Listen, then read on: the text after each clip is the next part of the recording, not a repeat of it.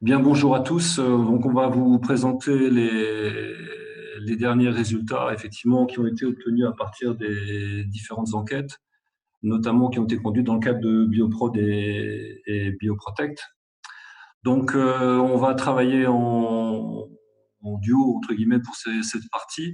Donc, effectivement, comme l'a souligné Philippe Jacques, on a travaillé sur la connaissance des attentes des utilisateurs potentiels de ces produits, notamment des biomolécules fongicides, à travers deux grandes enquêtes, je vais détailler par la suite.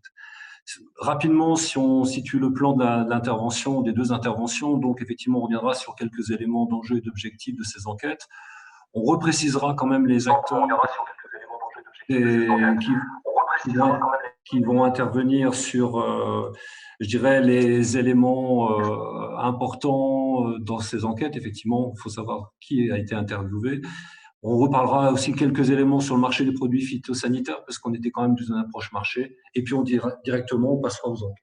Alors, si on revient sur les aspects purement repères sur les aspects marchés mondiaux, c'est la suite de la présentation. En fait, on a un marché globalement des produits phytosanitaires, tout produit confondu en croissance, environ 4,5% par an. Je ferai un zoom un peu plus tard sur les biomolécules.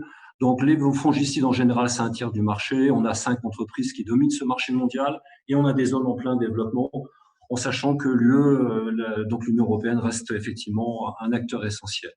Donc, on a en Belgique et en France zone finalement qui était couverte en partie par l'Interreg, des marchés matures de ce point de vue. Si l'on poursuit l'analyse, en fait, dans cette logique-là, on a bien ressenti qu'il y avait des enjeux importants par rapport à des questions de santé, des questions environnementales sur lesquelles on reviendra. Évidemment, les acteurs sentent cette pression réglementaire et sociale, et évidemment, ces besoins de sécurité alimentaire. Donc, les réponses, effectivement, qui sont attendues sont essentielles, notamment pour ces acteurs que l'on va présenter. Et donc, effectivement, est-ce que ces biomolécules qui sont développées dans le programme Smart Biocontrol correspondent à ces attentes? Alors, quelques éléments sur le marché des produits de biocontrôle. Donc, effectivement, c'est un marché qui est en expansion, même si sa part aujourd'hui reste marginale. Ce qu'il faut souligner, c'est qu'on a un fort éclatement en termes d'entreprises, beaucoup de PME en dehors des majors.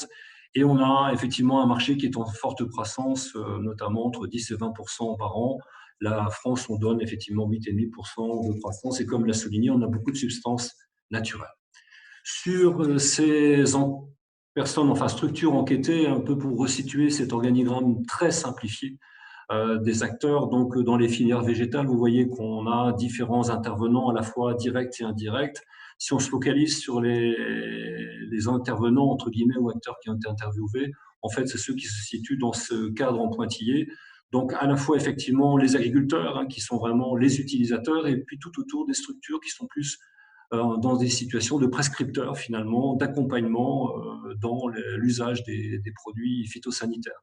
Donc, on va trouver les coopératives et les négoces comme distributeurs, des structures de conseil comme par exemple les chambres d'agriculture, et évidemment aussi les entreprises agroalimentaires au travers de leurs services agronomiques. Donc, ce sont ces structures-là qui ont été, et ces acteurs qui ont été enquêtés.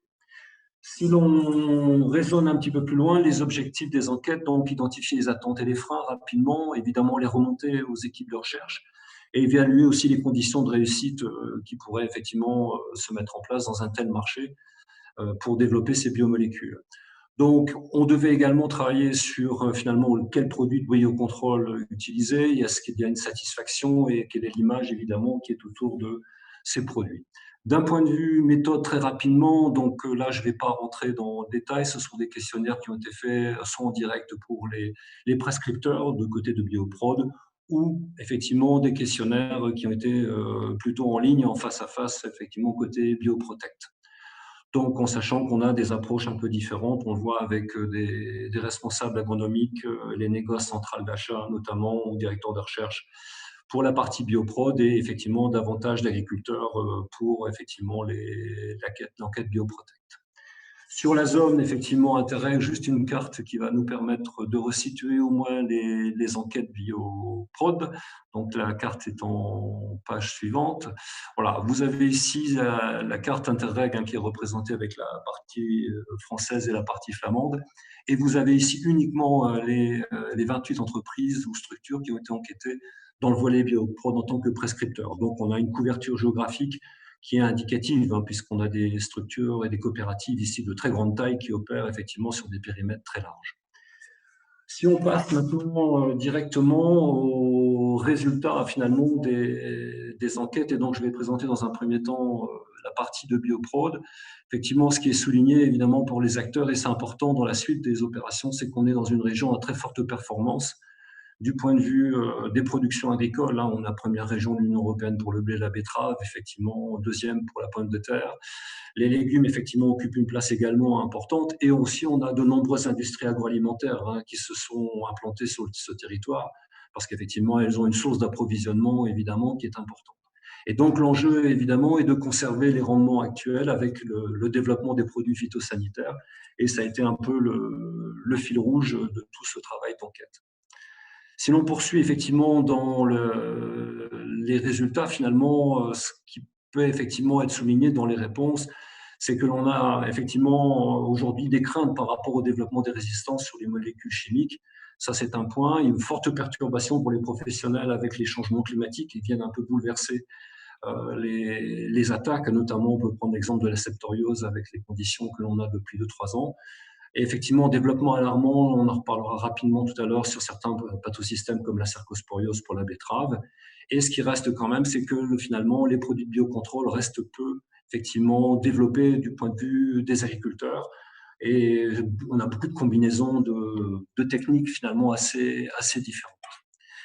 Si l'on poursuit effectivement justement leur perception et ce qu'ils font ressortir, je ne vais pas détailler ce tableau et le suivant. Simplement ici, ce qui a été répertorié, c'est finalement l'importance des pathosystèmes au regard des cultures qui ont été le plus souvent évoquées. On retrouve sans surprise des grandes cultures ou les cultures dites industrielles. On voit la betterave, je l'ai évoqué juste auparavant, effectivement, avec des pertes importantes, des risques de pertes. Les questions de rouille, de sclérotinia, notamment pour le blé d'une part et le colza d'autre part. Et si on poursuit sur l'autre diapo, on a également des questions autour de l'orge, notamment pour l'orge de brasserie, où il y a un enjeu évidemment aussi important du point de vue des filières brassicoles. Donc ici, ce qui ressort effectivement de toutes ces attentes par rapport à ces pathosystèmes au regard des cultures, c'est effectivement des grosses craintes ou attentes fortes pour les prescripteurs quant à l'efficacité des biomolécules et évidemment les enjeux économiques qui sont derrière. Parce que des pertes de rendement dit évidemment des pertes de production et donc des pertes de chiffre d'affaires et de valeur ajoutée. Donc c'est un élément évidemment qui a été souligné à plusieurs reprises par ces prescripteurs. Même si on va un petit peu plus dans la perception, effectivement, qu'ils ont du biocontrôle et des biomolécules, une très forte attente de solutions. Voilà. Le prix, et mon collègue en reparlera, c'est effectivement cette question du prix qui est fondamentale. La question du consommateur, au final, est-ce qu'il sera prêt à payer des produits qui coûteront probablement plus cher? Et effectivement, la notion d'efficacité qui reste très limitée comparativement, disent-ils, par rapport aux molécules effectivement chimiques. Donc avec une sorte de boîte noire, c'est-à-dire finalement on a des mauvais résultats, on ne sait pas pourquoi, on a de bons résultats. Avec ces biomolécules, on ne peut pas non plus avancer plus d'explications. Là aussi, en revenant sur ces explications de leur point de vue, c'est effectivement, disent-ils, des protocoles d'expérimentation qui ne sont pas forcément adaptés à ces nouvelles molécules, ou tout au moins on essaie de copier des dispositifs liés à des molécules chimiques. Et donc, évidemment, la transposition ne marche pas. Les questions des conditions d'application, là aussi, on a, disent, manqué d'informations sur ce sujet et sur aussi le mode d'action de ces biomolécules. Donc, ce sont des éléments qui ressortent effectivement régulièrement. Toujours un peu plus dans le détail, là, je vais aller assez rapidement parce qu'il y a aussi beaucoup d'éléments sur la perception. Donc, aujourd'hui, effectivement, leur souci, c'est le manque de produits, notamment pour lutter face au développement des pathosystèmes. Ils sont conscients qu'ils doivent aussi adapter leurs propres méthodes d'approche sur le terrain, justement, compte tenu de ces nouveaux produits. Et ils se posent des questions sur la longévité de ces futures molécules, comme les molécules chimiques, on peut arriver à des moments à des résistances importantes. Donc, ils soulignent le manque de connaissances sur les modes d'action et évidemment la question de la bonne dégradabilité, la biodégradabilité est stratégique. De même, si on va encore un peu plus loin dans ce questionnement, là aussi, j'ai fait ressortir quelques éléments qui sont plus importants. Effectivement, il ressort que la connaissance globalement est insuffisante à creuser, à développer. Il y a beaucoup de questions sur la biodégradabilité, la rémanence et aussi la question qui est associée sur les niveaux de résidus dans le végétal. Ça ressort surtout pour les industriels agroalimentaires qui sont beaucoup plus en proximité des consommateurs et de la grande distribution et qui expriment cette pression sociale quelque part, mais pas que.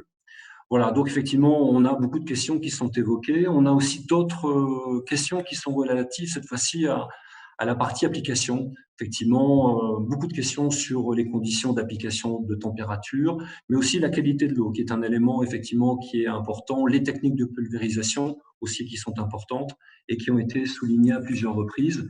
Effectivement, là aussi, ils attendent beaucoup d'informations à ce sujet de la part des équipes de recherche.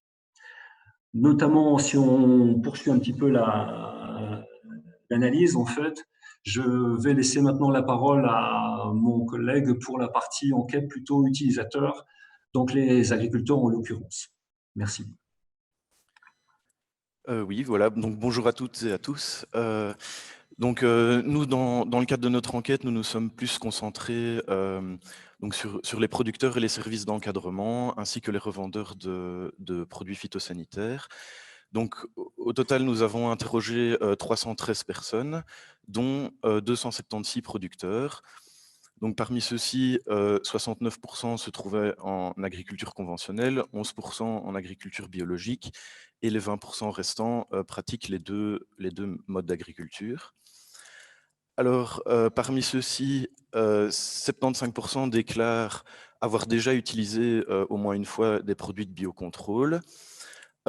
Par contre, les services d'encadrement ainsi que les revendeurs de produits phyto soulignaient que la plupart de leurs clients n'achetaient pas ce type de produit et que donc la part achetant justement des produits de biocontrôle était plutôt minoritaire. Alors, mais par contre, ils insistaient sur le fait que cette vente de produits de biocontrôle allait certainement être en forte croissance dans les prochaines années, en raison notamment d'une forte hausse du nombre de producteurs qui passent en agriculture biologique, ainsi que dû à la disparition des autorisations de certains produits chimiques et évidemment des exigences des consommateurs qui souhaitent des modes de production plus respectueux de l'environnement et plus sains.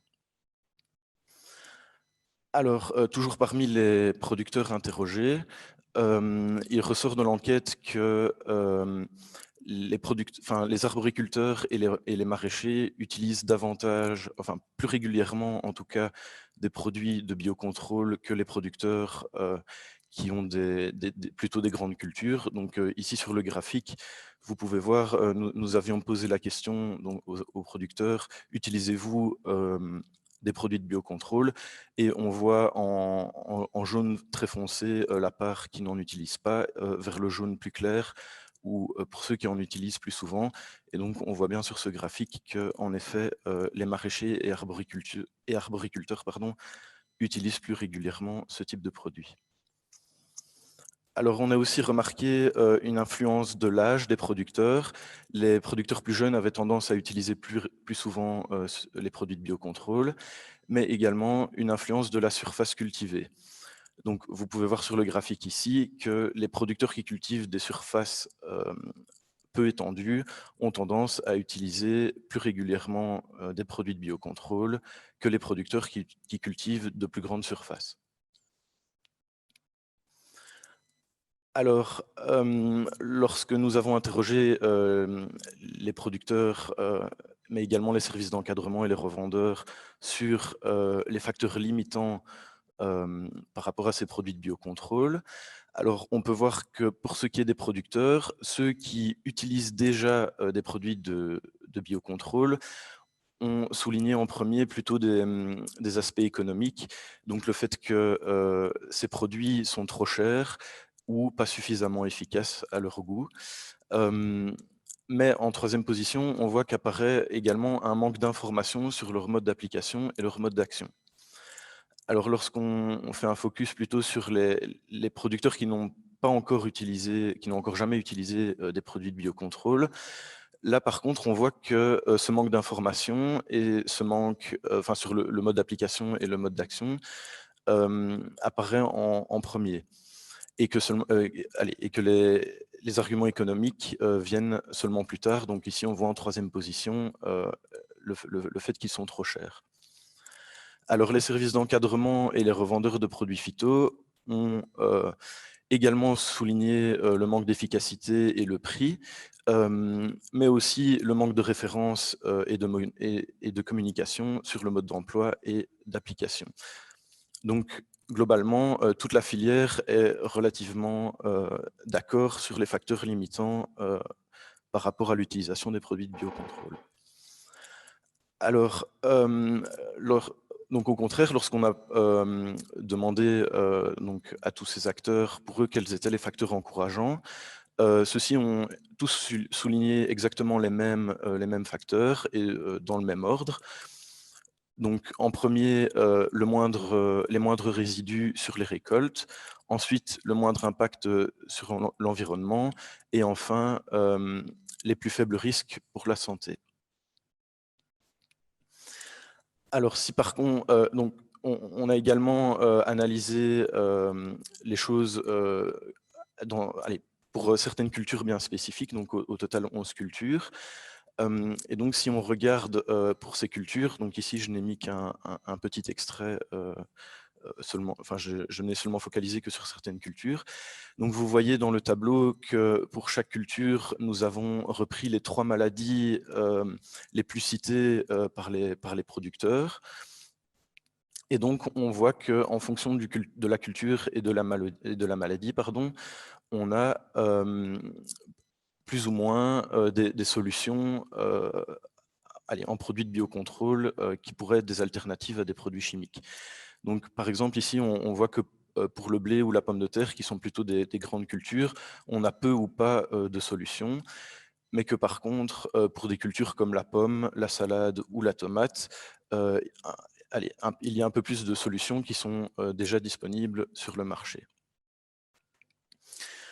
Donc, si nous reprenons un peu le bilan de ces 2 enquêtes et qu'on synthétise un peu toutes les informations que nous avons pu en extraire, on peut dire que, donc, de fait, il y a des besoins croissants pour des nouvelles solutions et qu'il y a même une forte pression par rapport à ça, mais qu'il n'y a pas ou peu de solutions alternatives aux produits phytochimiques pour de nombreuses cultures, en particulier les grandes cultures, et également pour certains pathogènes.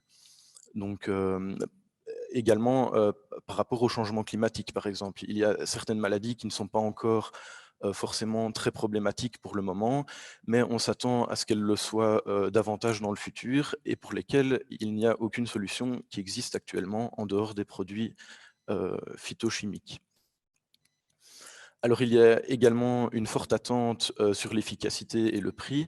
Donc, le rapport qualité-prix de ce type de produit, en effet, est très important, d'autant plus que certaines cultures ne permettent pas de valoriser un surcoût lié au produit lors du prix de vente. Peut-être pour les légumes et pour les fruits, c'est plus facile via des labels, par exemple, d'engendrer une plus-value sur la récolte, mais ça n'est pas possible pour toutes les cultures.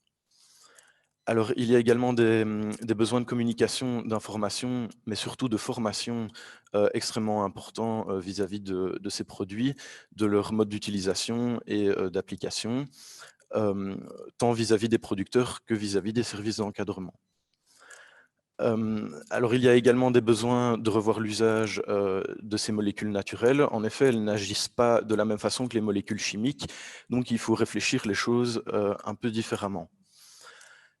Alors évidemment, il est nécessaire d'encourager les combinaisons entre les produits de biocontrôle. C'est clair qu'un produit ne va pas résoudre tous les problèmes. C'est beaucoup plus complexe, il faut réfléchir en combinaison avec des schémas plus complexes. Mais également réfléchir les choix de variétés et peut-être plutôt s'orienter vers des variétés moins sensibles aux maladies. Donc c'est une stratégie globale qui doit encore être réfléchie.